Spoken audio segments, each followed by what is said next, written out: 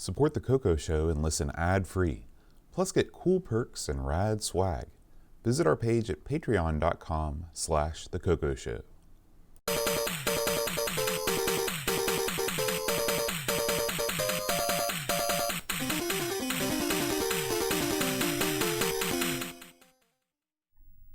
Hi everybody, welcome to the CoCo Show. I'm John. I'm Aaron. And today, Aaron, we're going to be talking about battle stations. Ooh. Now, you know, there's a big thing these days on the Reddit out there.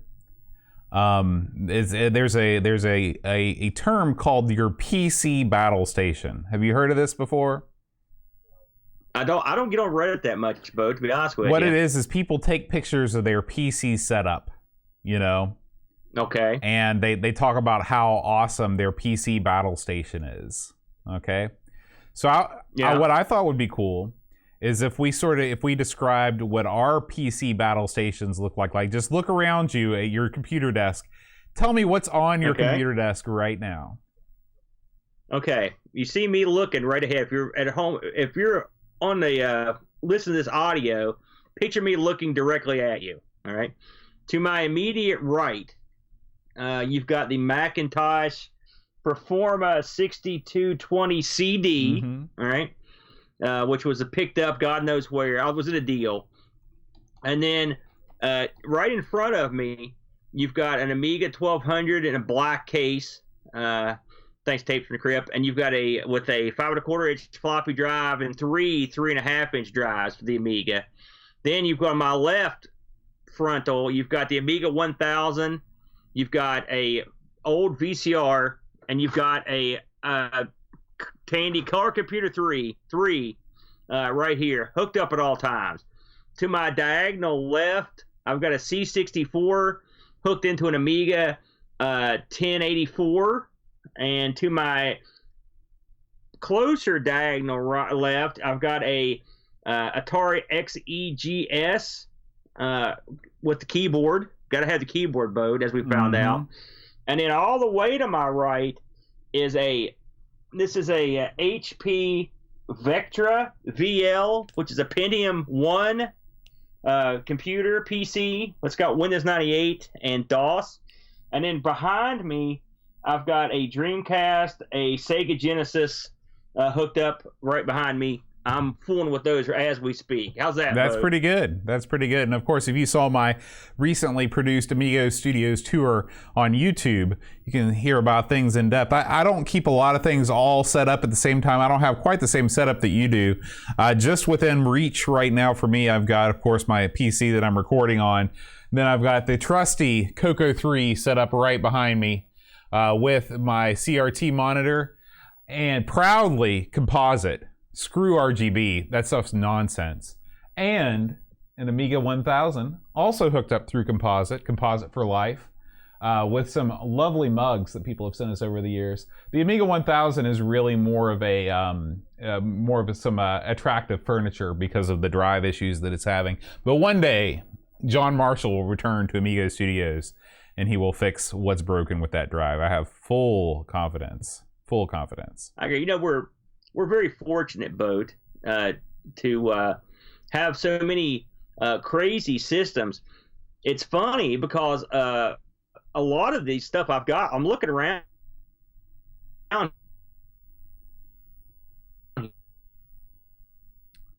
And with that, I think that things have gone awry. Good thing so.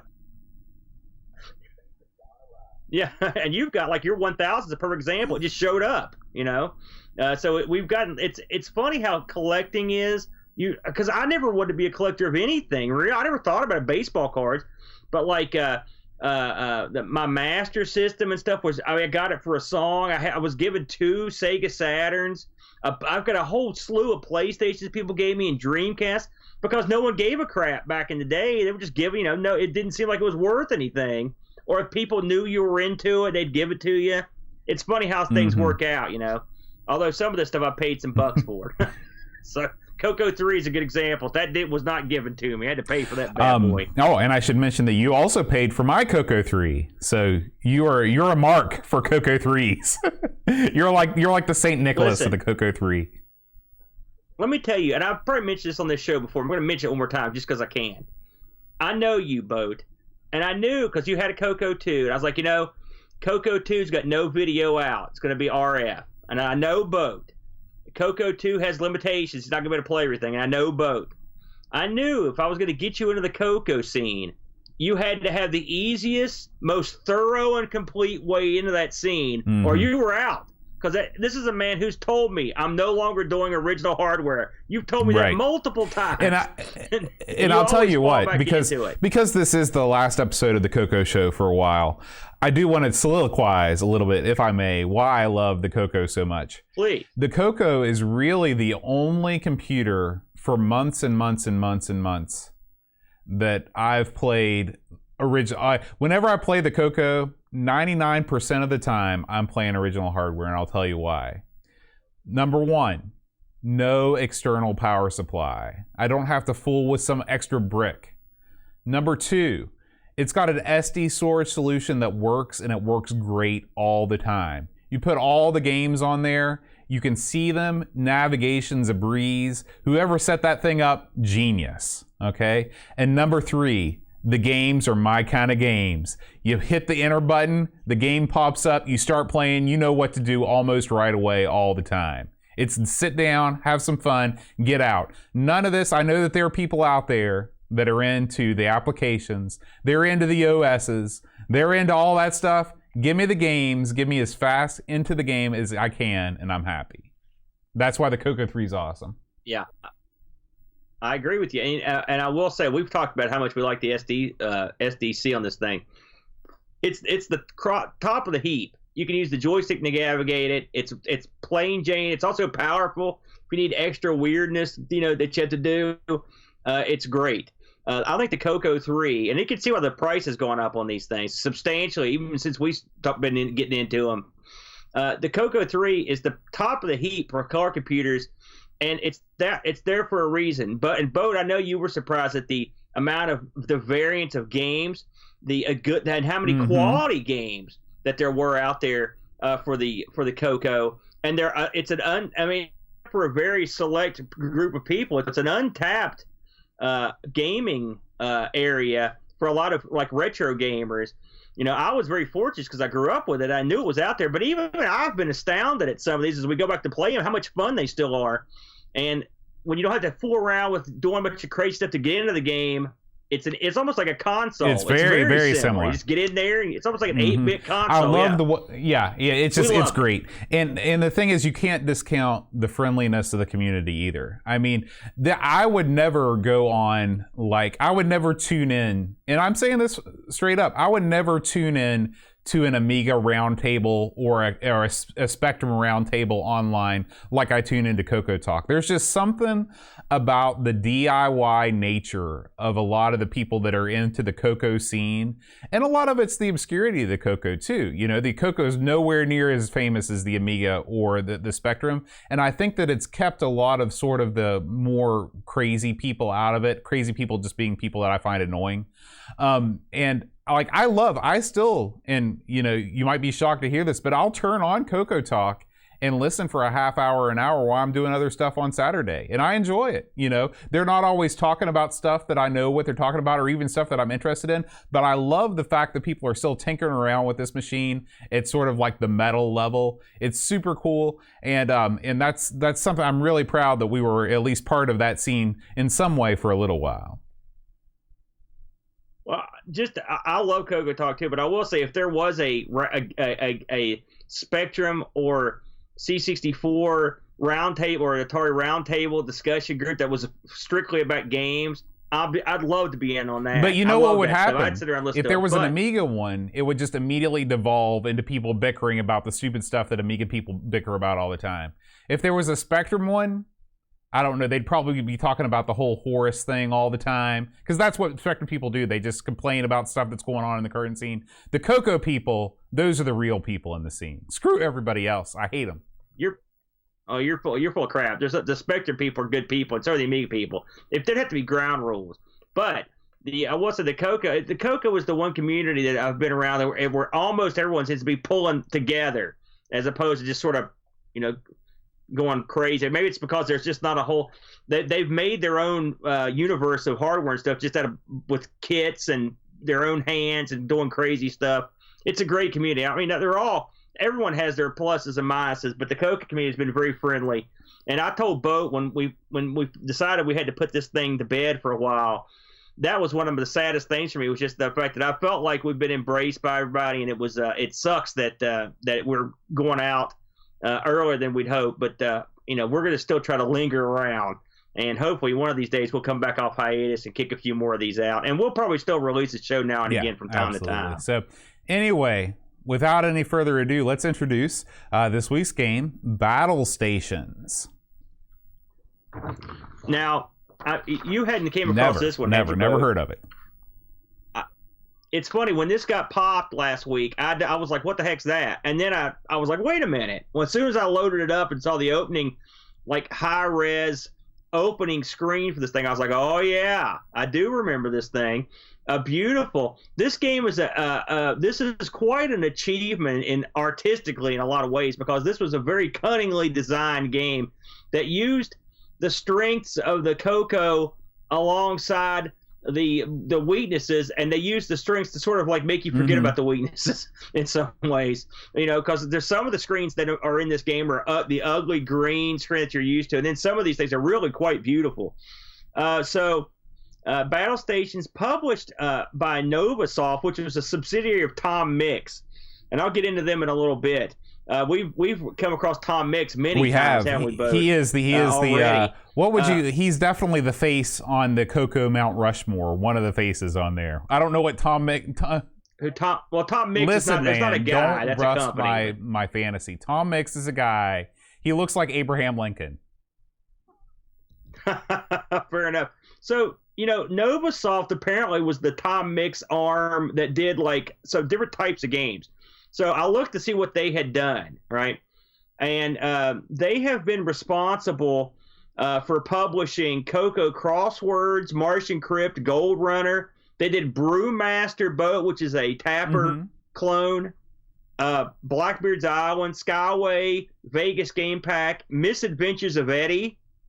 Here's what I thought you would enjoy: Monopoly, which I've played that one.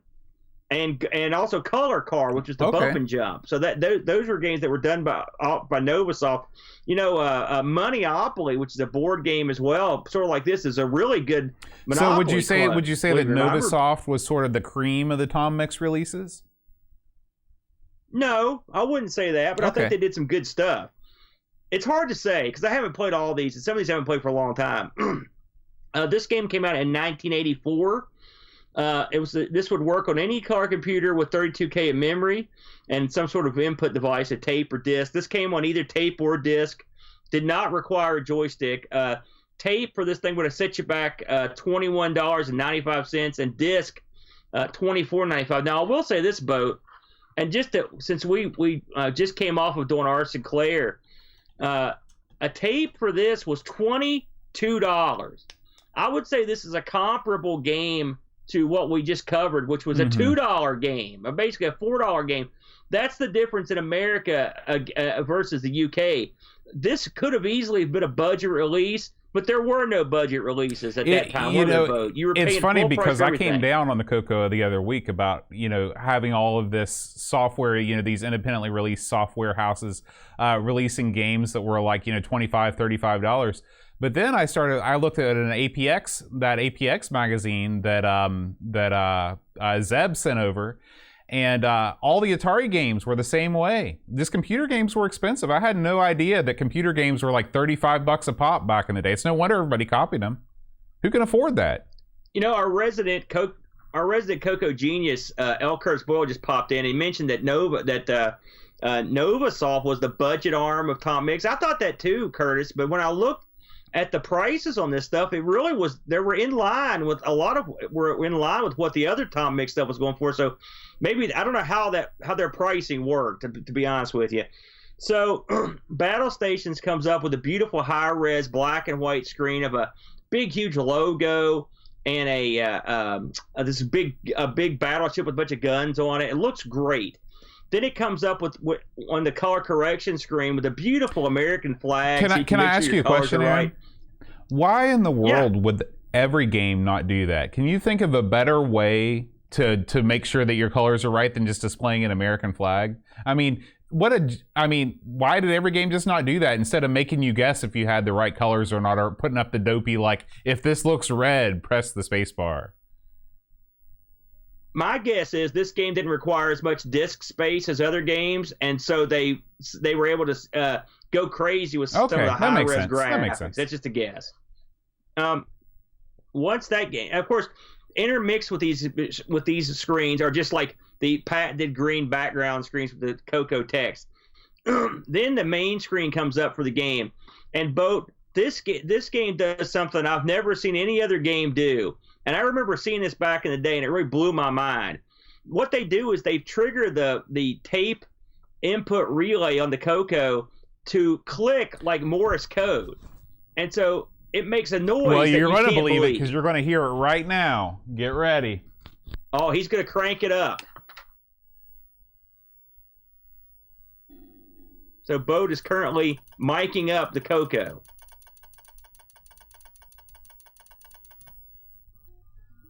Did you hear it? Was it too soft?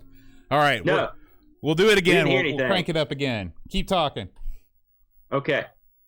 So when this thing clicks, it's funny. Curtis asked me if I knew Morse code, if this was actually code. I have no idea, but it sounds just like it. Say when you're signal us when you're doing it, Boat. I turn the TV. It's not going to play through the TV, is it? It's going to play. Yeah. No, it doesn't do the TV. Right. It comes through the actual CoCo. I'm going to turn that way CoCo. back down then, and I'll turn up my microphone because this is really worth hearing. Yeah, it is very neat, and you really can't emulate this. So he's rigging it up here. As a child, I remember thinking, is this going to hurt my CoCo? And in fact, I still wonder. Okay, we're going to try this again. I'm going to turn up my mic volume really loud. Okay, get ready. Okay, here we go. Okay.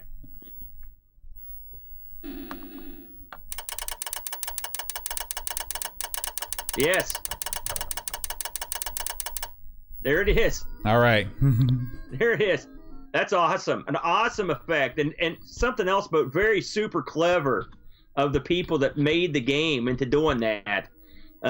Just a really neat effect. Now, all this pomp and circumstance, it thinly veils what is, in essence, a Battleship board game clone, which is exactly what this is. This game offers you the chance to play at two different skill levels. You've got, I think it's Captain and Admiral. I think are the two, or maybe Ensign and Admiral. And then once you pick your difficulty level, you are asked if you want to place your ships on the map or you want the computer to place them. I usually just have the computer place them. And then, of course, you're off and running. Why would you let the computer place your ships? You are playing against a computer with a good skill level. Was this when this came up before you knew what it was, Boat? Did you expect it to be the game Battleship? But I want to go back. Why do you let the computer place your ships? That's 99% of the fun of Battleship is like, man, I'm going to put my ships in a rad pattern that nobody's going to be able to guess. Well, because I didn't. Here's my thing about Battleship, right? It, to me, like any pattern I come up with, it's basically random.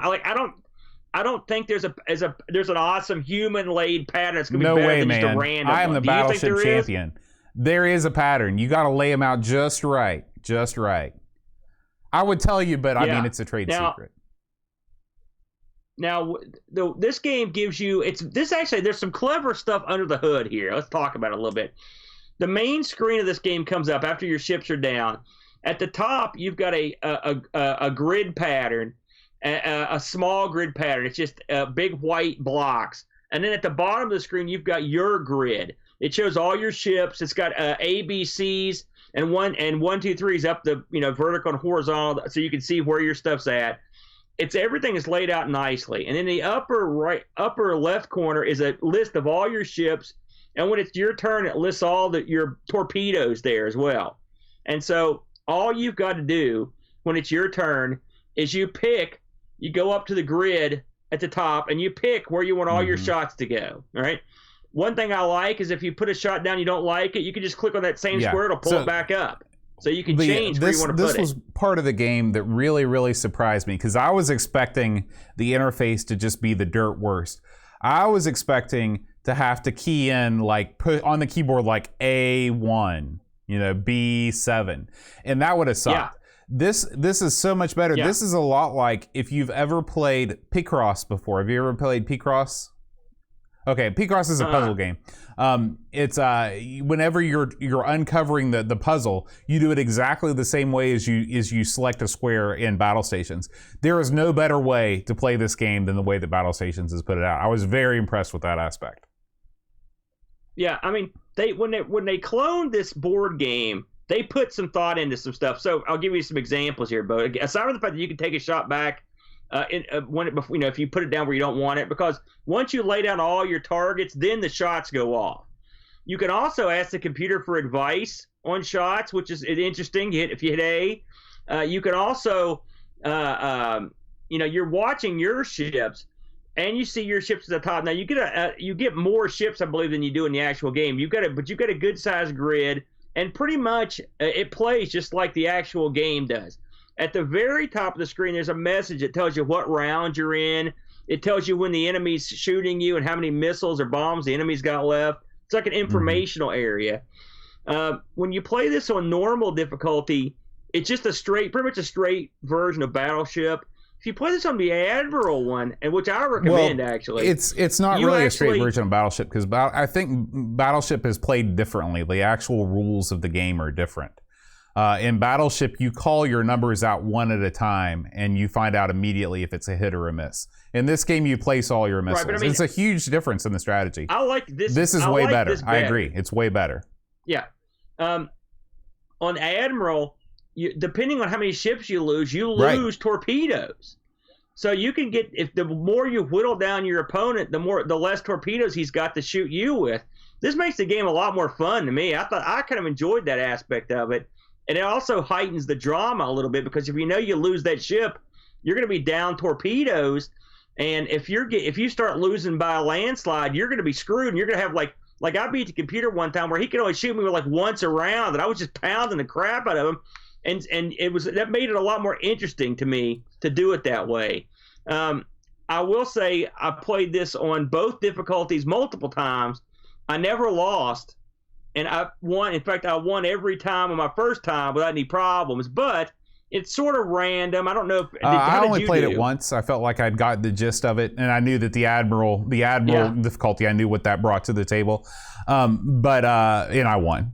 So, but I'll tell you something else that I like about this game is that the computer takes just the right amount of time to make their move. Like it's not ultra fast, but it's not so slow that you're like, oh my gosh, just get it over with. Like you see the computer sort of thinking the way that it moves across the lines and the columns and stuff. I thought that was cool too. There were so many things that they could have screwed up that they did right. I was very surprised that this was as much fun as it was. However, that all being said, this game is probably one of the all-time least replayable games of all time. The double. Yeah, you're right about the computer, the amount of time it takes. Because it shouldn't take a long time. Effectively, everything's sort of random. I mean, the computer does use some logic when it's looking for your ships. So I mean, it's not going to go out there and just randomly bomb stuff and then just give up when it's in a target. It'll take you out. The sound effects are cool. The graphics, when you get hit, the screen shakes, which is cool. They do the little things. It's funny when we were talking about this, when I was thinking about this game, and I was like, how am I going to talk about this game? Because it's Battleship, okay? But I really like this game.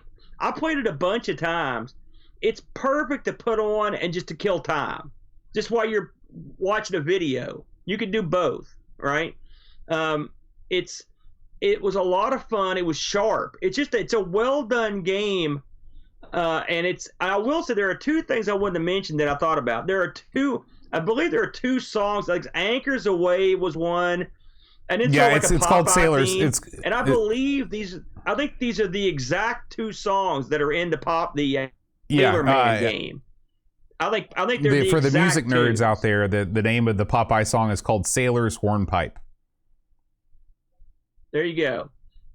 I'm pretty sure. I'm pretty sure they're the same two games that are in the Sailor Man. I mean, verbatim. Well, why would you rewrite it? You know, it's right. Well, I mean, and it works, but I'd have to go back and see what year Sailor Man came out. I can't remember if it came out before or after this, but one of them used this in both. So I'm just saying they're recycled music in something, but they're both well done tunes.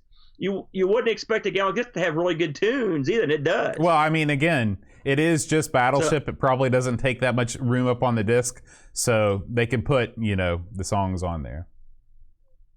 Yeah. Overall, though, I think the polish on this and the playability, this is a great one to give your kid to play with, to come back to. I mean, this one, like I said, I remembered it when I saw it, but I really enjoyed it, Boat. I have to say, I really enjoyed it. Now, let me ask you a question. You say you really enjoyed it, but would you have been happy if you'd paid, $39.95 for this on disc when it first came out? Oh Lord, no. No, I would not be happy. We do have to address that at some point. It's funny. We just talked about this on our Sinclair, how you could pay a couple bucks for a game that's mediocre and it makes it great. This is the instance where you'd pay $25 for what's a very good game, and that makes it sort of mediocre because of the price. Now, ignoring all that, this is a solid playing Battleship clone. So all that aside, if you want to play some Battleship, this is your baby right here across most platforms. This is the one I would pick. It's a lot of fun, and they reissued Battleship over and over, and they added all these cut scenes and all this digitized crap. And I'm like you. I want to get in. It's sort of like Minesweeper. Get in, get out. You want to play the game. That's the way I look at it. But yeah, in terms of the price, it would have been a little steep. And Doug from 10-Minute Amiga Retrocast just mentioned I was a dirty pirate, and I did have a pirated version of this, I must admit, because I didn't know how to mail order stuff at the time, and so this is just one that came across my desk, but I would not have paid $22. It's the way I am. I looked this up in Rainbow, thanks to Curtis. He helped me out on that. And Rainbow really thoroughly endorsed this thing, both. They really thought it was a great game, and they gave it high marks in terms. They didn't really, they don't really do a proper review in Rainbow. They just sort of tell you if they like it. I did. I liked it. We got a couple reviews from the Discord crew. Frodo NL writes, "It's Battleship Zieglaagje in Dutch with a larger grid. Graphics are functional, the music is nice, but thankfully one can abort it. Once was enough. In-game sound are your standard beeps and explosions. 6.5 out of 10. Curtis writes, While the game it is based on is pretty simple, the CoCo version added a lot of glitz to it, using hardware tricks like mixed text and graphics modes. Using the cassette relay hardware to simulate a teletype was genius. Some multi-voice music, etc. Playing on the Admiral level adds that you can only fire as many times per round as you have ships still left. This adds to the gameplay. 8 out of 10. Gameplay is simple, but they added a lot of polish to it. So thank you for all of our Discord reviews.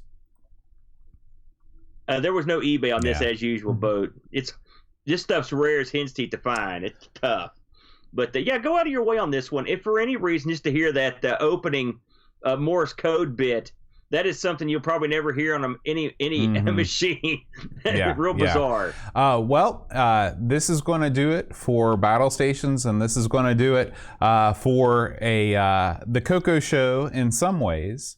Like we said on our Sinclair that we just recorded, you may not want to unsubscribe from the feed. Keep it kicking around in the bottom of your podcatcher because it may come back. This is just the end of a regularly scheduled Patreon-supported version of the CoCo Show. We both love doing the podcast. It's a good time. I love playing the CoCo, we'll come back to it. And of course, I've got the CoCo set up right next to me. I'm going to be streaming like there's no tomorrow. I've already got some ideas of lists of games that I want to try on here. So,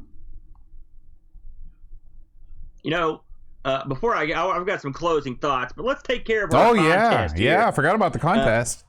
we've been running a contest to win a copy of Gunstar: The Battle for Earth, which is a brilliant CoCo 3 game. Nick Marentes put this thing out. It's a few months out the door. This is a beautiful CD version, Boat, that has extra goodies on here and enhanced versions and other games that Nick did.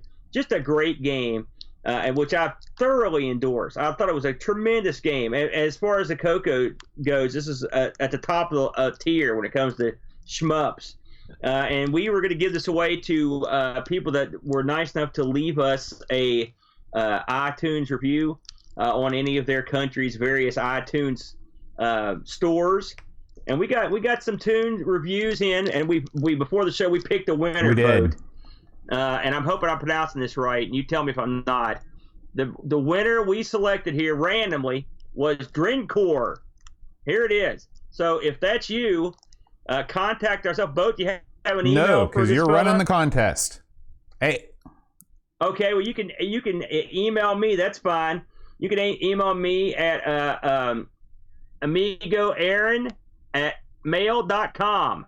You can amigoaaron@mail.com. You can also email. You can also email ARG Presents at mail.com. Either one, whichever one's easier for you to remember.